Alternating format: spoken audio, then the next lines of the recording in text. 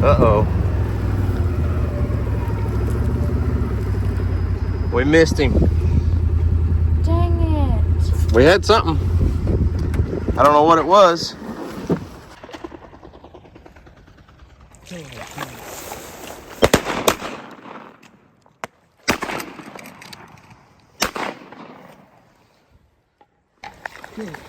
Shoot, shoot.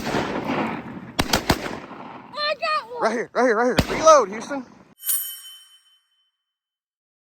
Well, what's up, guys? It's Daniel and Houston from Arms Family Homestead, and today we're back on Houston's little trap line. So far, all we've been running is the dog-proof raccoon traps, but today we're going to add some canine sets, some bobcat sets into the mix. We've got some different styles of traps we're going to put out. We'll kind of explain everything we're doing and everything, but it's a very windy day, so we're going to have to work around the wind as best we can so you guys can actually hear us. But I think we've got about 14 dog-proof traps set out right now, and that's mostly all we've been running exclusively so far, but we're going to check and see. Yeah, it's windy as heck. It's blowing our fish feeder around. We're going to check and see how many raccoons we've got today and set out a few more traps.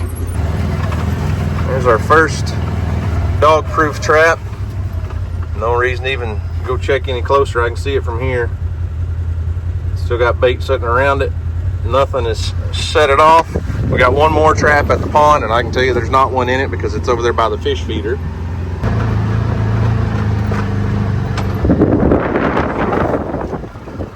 Nothing in that one. The raccoons love to climb up those poles and mess with our fish feeder, but it's not on right now, so that's part of the reason why there's probably not one in it, because I haven't been feeding the fish for at least a month. Yeah.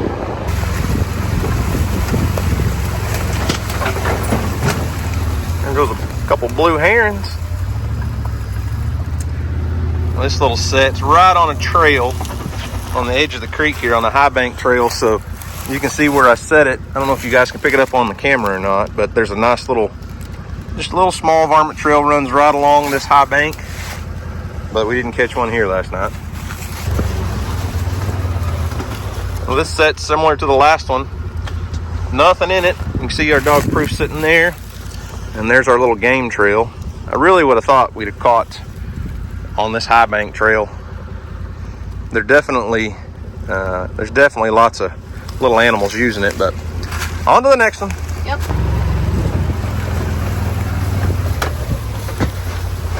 Nope. Nothing there. There's our trap right next to that tree. I've got it anchored to a tree root. Nothing on it. Oh, there went a couple ducks off the creek, Houston. Look like maybe 4 or 5 wood ducks. Yeah. Well, so far we're what, 0 for 5 on the dog proofs. Yeah. Okay, we're coming up on the first place where I think we're gonna make our first coyote set. If you'll notice, my neighbor, you see all the cows are out here. Is where he's feeding cows right now. He's unrolled a bale of hay, but you see all the buzzards out there? There's buzzards everywhere, and the reason those buzzards are out there is because there's afterbirth on the ground. They're probably having baby calves, and those buzzards, look at that, there's probably 20 or 30 buzzards out here, and those buzzards come in and eat the afterbirth. Well, you know what all else would eat that afterbirth or be looking to kill a baby calf? Coyotes. That's right. So we've got a road that goes through here, and yesterday, I know you can't see because of the dirty windshield, but yesterday Houston and I were scouting out this road and found a bunch of coyote poop. So we know there's coyotes using this road. So here's our road, leads down to my neighbor's place where all those cows are, and some nice furry turds. Somebody had something to eat. Yeah. So we're gonna find a place to set a coyote set. We need a good backer, Houston, so could do it up against that tree, which got this opening under the fence right here. Come through. It's right there.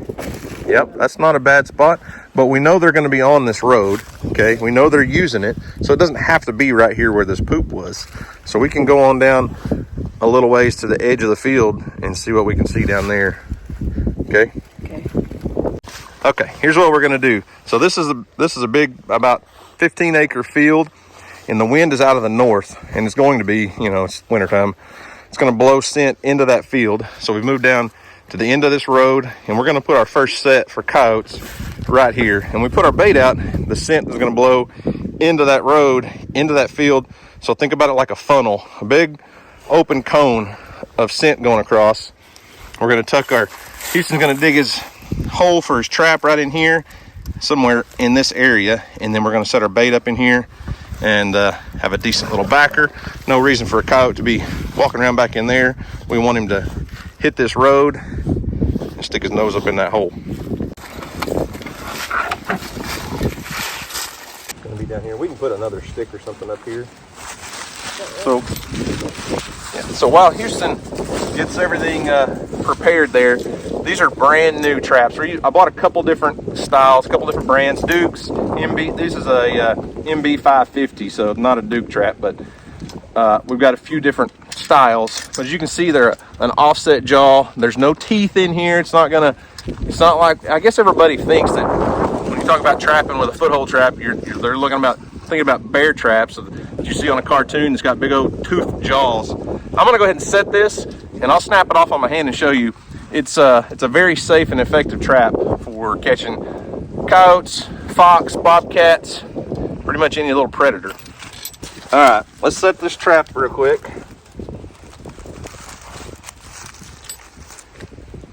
All right, our trap is set. I'm gonna bring it down to a hair trigger. Here, click. There we go. Pan's flat, jaws are flat. This, like I said, is an offset jaw, so it's not gonna restrict blood flow or things like that. So the goal is, a coyote comes along and he steps in it, you catch him by the pad of his foot. It's not something that's going to break bones or anything like that. And just to show you guys, here's our trap, which is going to be buried and covered up, but it's not going to break bones. I mean, there's nothing to be scared of. Okay.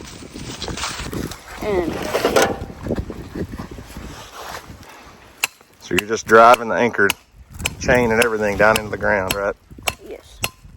So now we'll take this out and put it back. And that anchor, when you put it down, it goes in like that. But when you pull it up to keep it from coming out, it'll go like this, and you can barely get it out. So set the anchor in the dirt, okay? I obviously can't get it out. Can't get it out. So which means it's good now.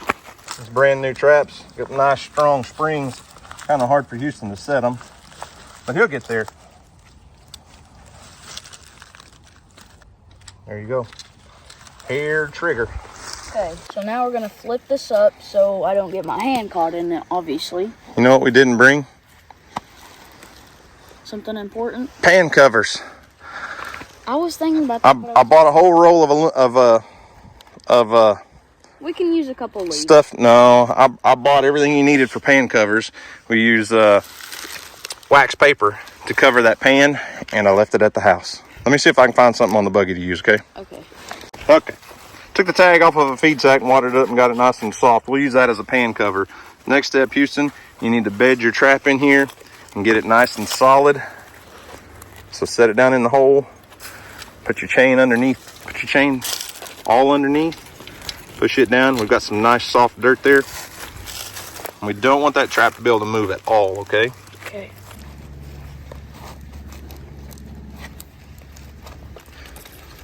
So the reason you use a pan cover is when we cover this trap up, here, pull it back a little bit.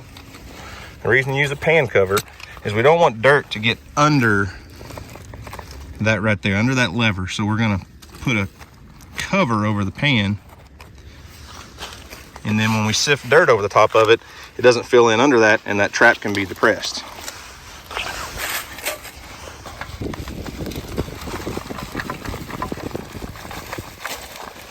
There's a pan cover. Yep. Make a hole in the ground. It's like a big mouse hole or something. And that's where our bait's gonna go. All right, our coyote bait is basically a nasty concoction of aged beaver meat and a bunch of different scents. This is not something that we that we made. It's something we purchased. So Houston's gonna put a tablespoon or two down in his dirt hole. It's gonna take more than that, buddy. Don't get in your trap. You're real close. Should have brought you a spoon or something, huh? Nah, we don't need spoons around here. So he's gonna put the bait down there. We're gonna use a little bit of coyote lure. It's just like right there, it says right there, curiosity. And then we'll spray a little bit of urine. So what it'll look like is something come along here, caught maybe a mouse or something. Obviously we're gonna also stuff some sheep's wool down in there. Down in this hole, it looks like a mouse hole. Coyote might have dug it up, chewed up, ate part of it, maybe regurgitated some because it's nasty. And then, oh, don't pour it. You're gonna dip a stick in there. It doesn't take near as much of the gland lure stuff here, so just dip it down in, maybe a little farther. Get a little more on there than that. Okay, set that down in the hole, and then we're gonna stuff some sheep's wool down in there. All right. Ooh, smells like something died here, so we're gonna stuff that down in that hole, just like this. Creates a little curiosity, like what's down in there. So we got some coyote urine, and we're just gonna say this guy came along here and just marked his territory. That's it. Try not to get the coyote urine on your hand. Your set's ready to go. All right, Houston, how do you feel about it? Good. Set your first coyote trap. Think you'll catch one there? Yeah. You gonna guarantee it? I'm not gonna guarantee it, but I bet we do catch one. How many days is it gonna take? 1 or 2. All right.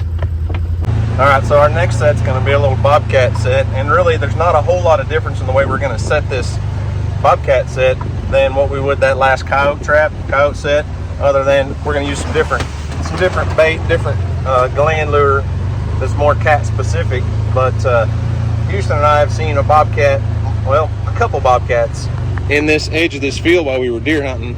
Matter of fact, I think we saw them here last year too, so yeah. We know there's bobcats using this trail area. And all it is there's some thick cover over there, a long road, just a nice clean road along the edge of the fence into this big open field. So bobcats are probably going over down in here. The creek's down that way, and they can bed and do whatever, come out into this field and catch mice and rabbits and birds and whatever else. Yeah. And Houston wants to catch a bobcat. Yeah. Yeah, I would even go like up right in here, in there.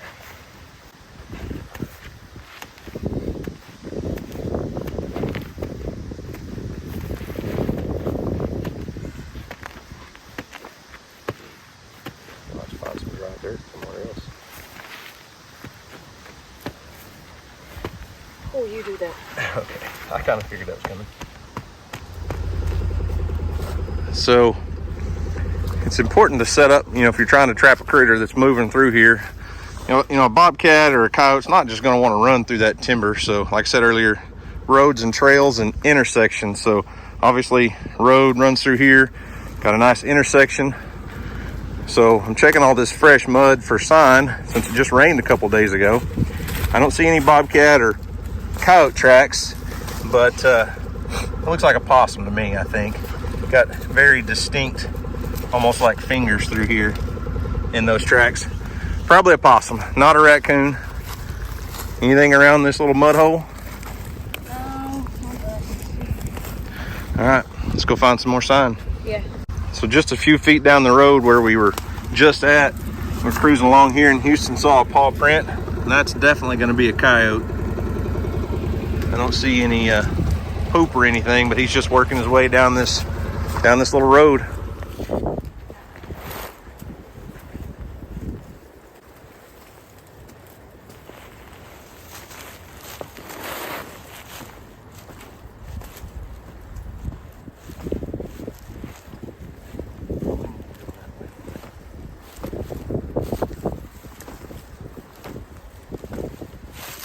All right, here's this set.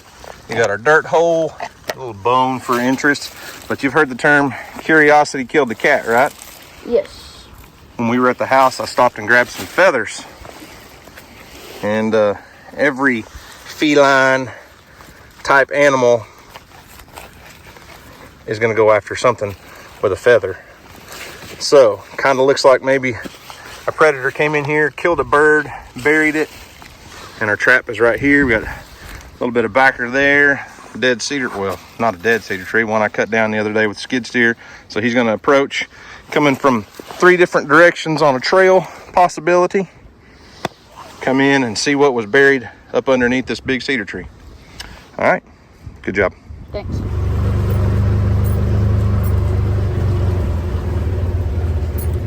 Nothing in that dog-proof trap. I wonder if there's any ducks on this pond down here. This pond was completely dry the other day. It doesn't hold much water. It's only about a foot or two deep. It'd be a perfect little duck hole, Houston. I don't see any birds on it though.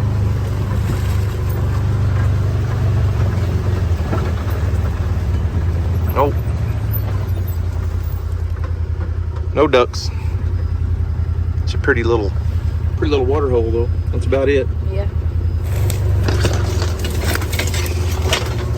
There's my last dog-proof trap, Houston. We are officially 0 for 14 on the raccoons last night. Yeah, that's crazy. They're usually pretty easy to catch, but hey, they don't move every night. Sometimes you just don't catch any. Check out this little creek. This is usually dry. This creek is actually on my neighbor's property. We're on the Kirby place next door to us right now, checking things out.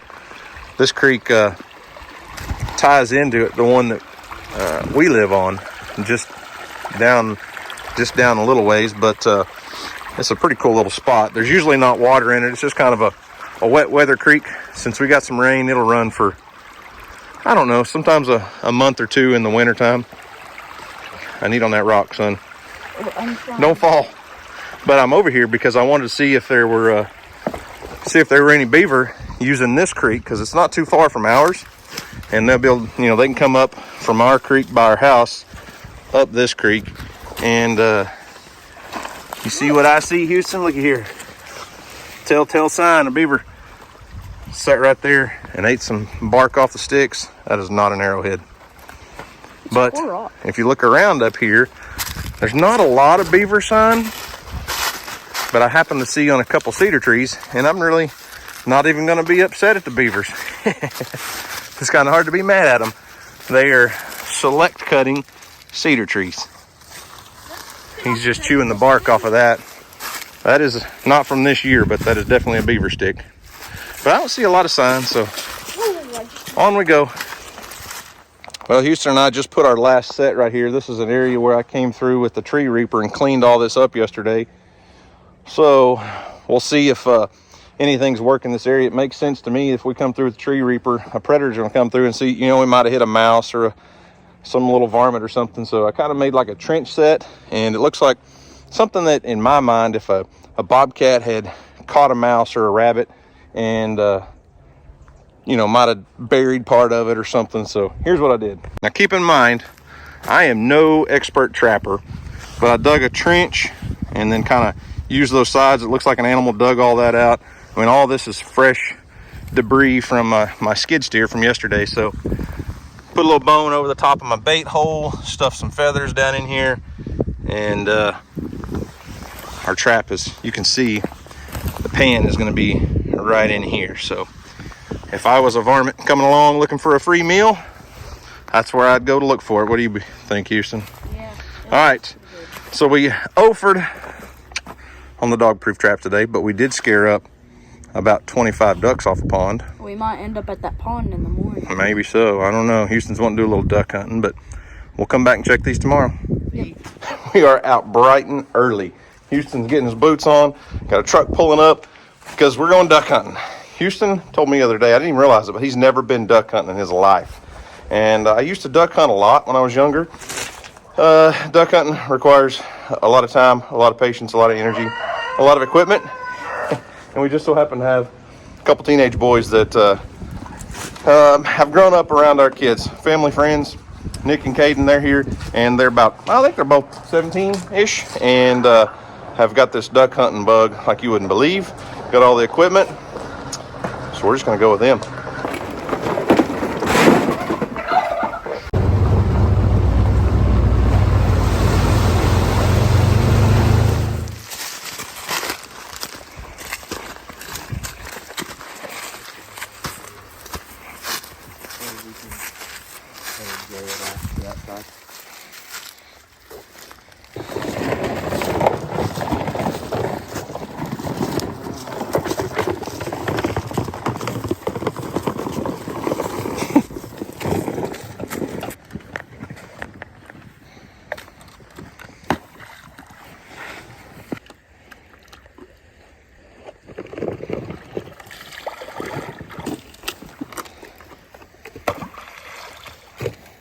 We gotta put on our lonely pintail.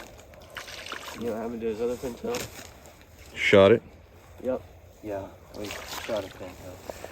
Well, everybody wants to shoot a pintail, right? Yeah. Sometimes it's a decoy. Point your gun out here into the pond. I need one more.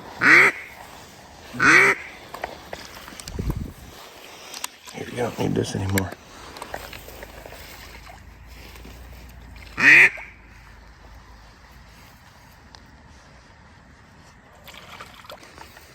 Shh, be still. Be still.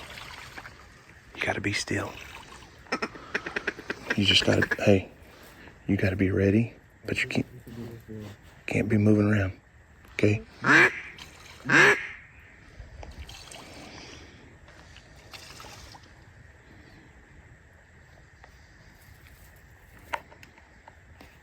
Right there. Wait, wait, wait.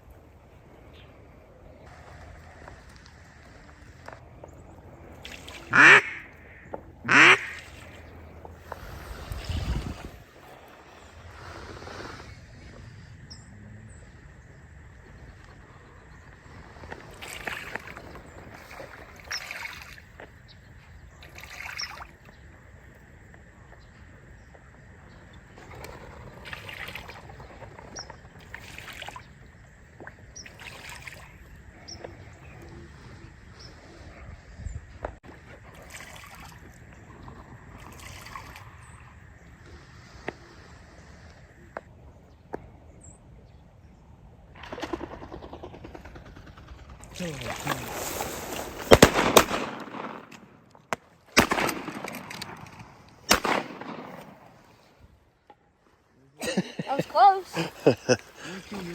We got one. Hey, I dropped that one. I got it on video. I was wondering if y'all were ever gonna say kill him.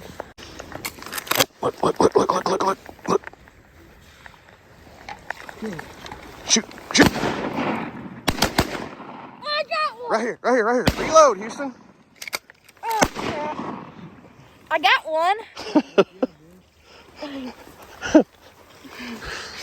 I got one. Yeah, you did shoot that one. You got him, Houston. Give me knuckles, man. Yeah. And then you forgot to reload. You don't have an automatic. Yeah. Houston just got his first duck. We had quite a few come in, though. We're going to go get it in just a minute, okay? Okay. We'll send Bird Dog Nick after it. He's the only one with waders. Yeah.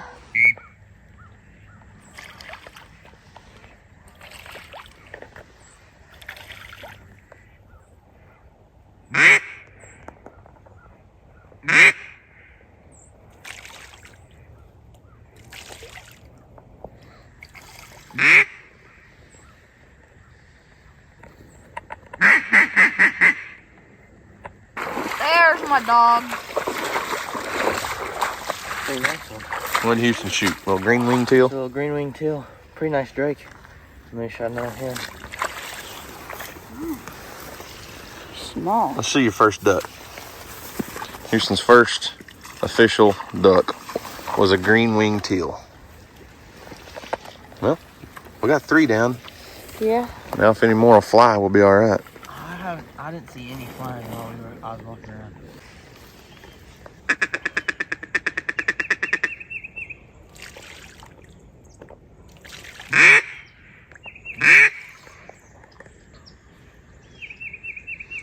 They're turning. They're gonna go land on the neighbors.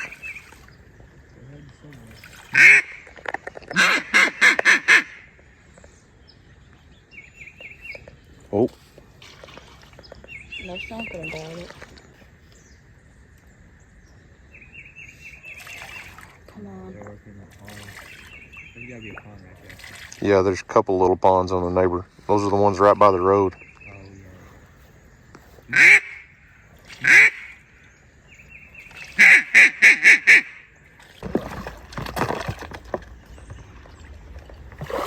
Let's hope Nana's not being dramatic right now. What do you mean dramatic? Because she said there's a bunch of ducks on her pond. my grandma's pond. Well, the ducks aren't flying real good this morning. We did end up with a couple teal, 2 green-winged teal, and a mallard hen. And there just aren't many ducks flying, and nobody else is hunting around us, spooking them up off the water, are they? No. Oh.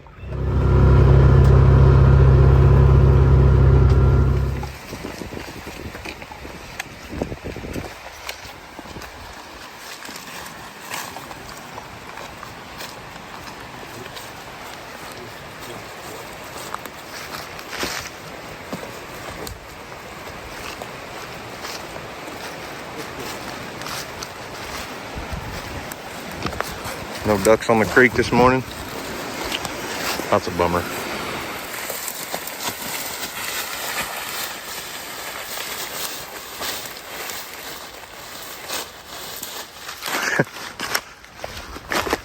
Hey, the boat came back, Houston. It was back at the back of the pond yesterday. It floated off. No ducks on our pond either.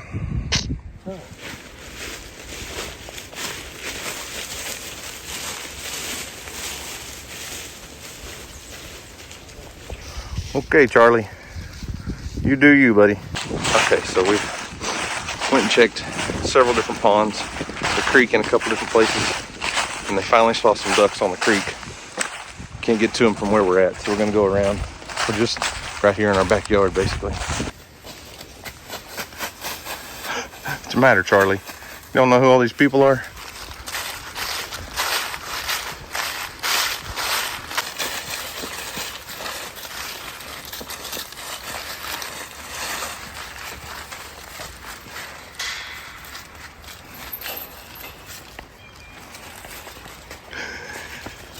Phoebe, get away.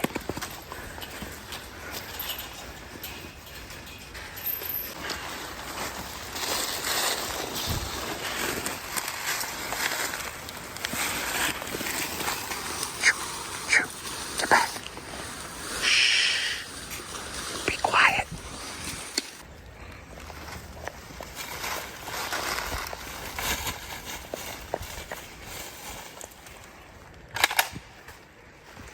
What? Well, pond hopping and creek hopping and all that stuff did not pan out. We finally found a few ducks on the creek, but just couldn't get close enough to them to get a shot, and they spooked and flew off. One little mud hole pond that I didn't get on video had about 20 wood ducks on it, which would have been amazing for Houston to get a couple shots at a wood duck on his first duck hunt. But either way, I'm excited. Houston got to kill his first duck, and we didn't come anywhere near getting a limit of ducks, but we got 3, and Houston wants to cook them up. But if nothing else, we've got some feathers for our coyote and bobcat traps, and we checked all the traps on the neighbor's place and caught nothing last night.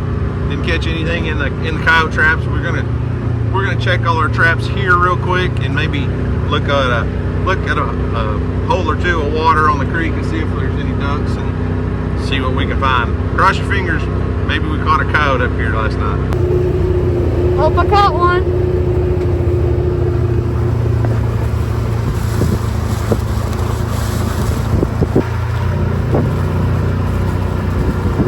I don't see anything. See if anything messed with our trap. Nope, all still looks like it did when we left it yesterday. Uh-oh.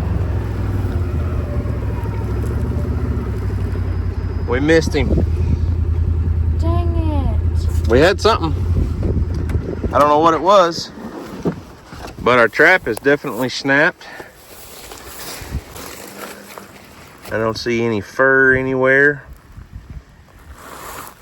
Our bait, there's our sheep's wool still there. Huh. Missed him, buddy. Dang it.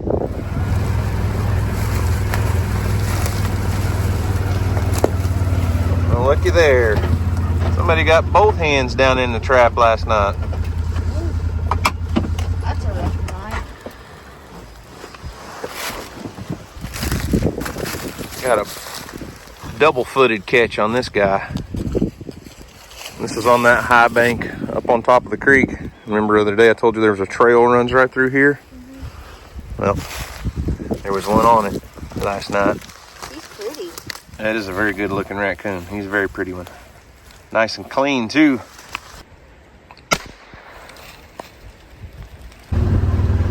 Last trap of the day. No coyotes, bobcats, or fox. Uh-oh. I see something moving. There he is. Another coon. Trying to climb the tree. Got another raccoon for you. Let's go.